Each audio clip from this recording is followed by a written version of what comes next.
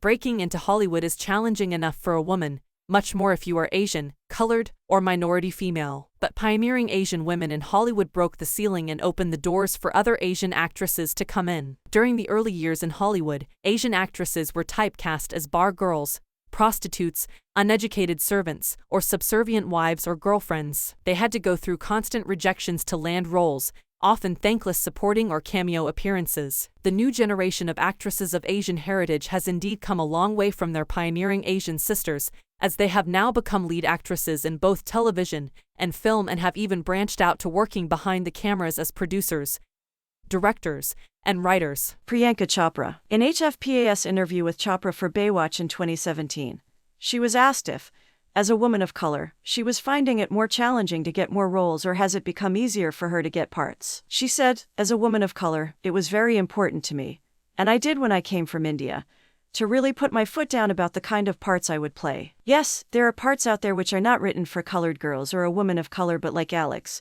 for example.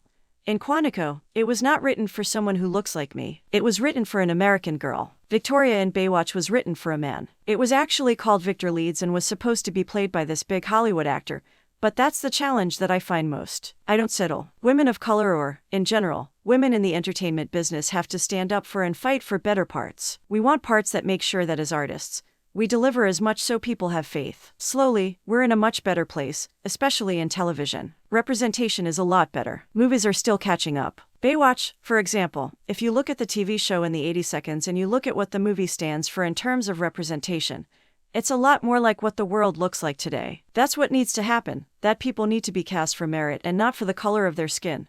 Whatever that might be, that's where entertainment needs to go and that should be our normal. It takes a lot of strong women who you've seen in entertainment today to come out and stand for wanting to do great parts.